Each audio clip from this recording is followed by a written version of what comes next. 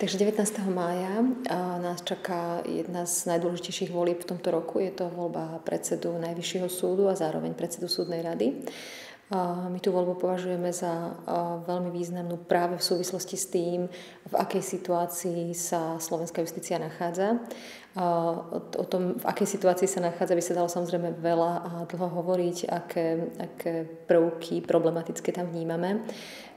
Jeden z dôležitých a významných ukazovateľov o tom, že problém tu je, spočíva vo vysokej miere nedôvery verejnosti. To znamená, že slovenské súdnictvo je pre verejnosť nedôveryhodné až v takej miere, že sme na chvoste medzi krajinami Európskej únie.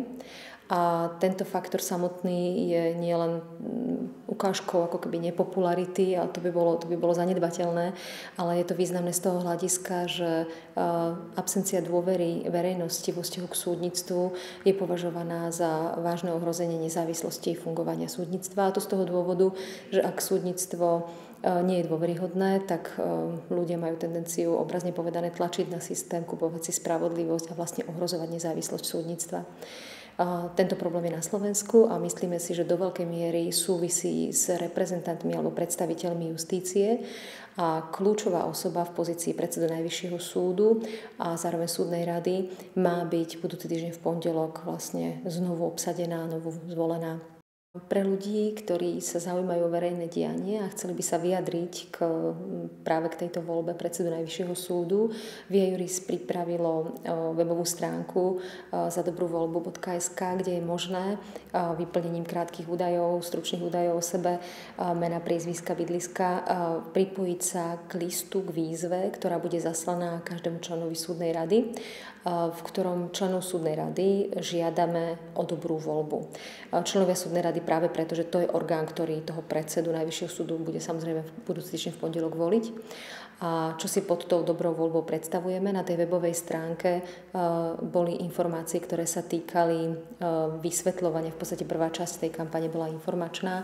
Bol tam vysvetlený systém fungovania súdov, voľby predsedu Najvyššieho súdu, kompetencií prezidenta v súvislosti s prezidentskými voľbami. A tá dobrá voľba je tam vysvetlená tým spôsobom, že je dobré, aby novo zvolený predstaviteľ justície spĺňal štandardy alebo sa k nim aspoň čo najviac približoval.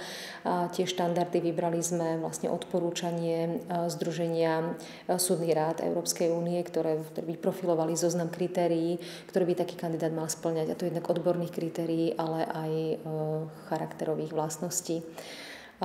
Za dobrú voľbu teda budeme považovať takú voľbu súdnej rady, ak vybere z tých troch ponúkajúcich sa kandidátov osobu, ktorá sa čo najviac približuje týmto kritériám, a zároveň si myslíme, že by to mala byť osoba, ktorá rozhodne prinesie zmenu v justícii. Sme si istí, že touto osobou nie je Štefan Harabin, ktorý by bol v podstate pokračovaním doterajšieho štýlu riadenia justície, najmä teda súdnej rady a Najvyššieho súdu.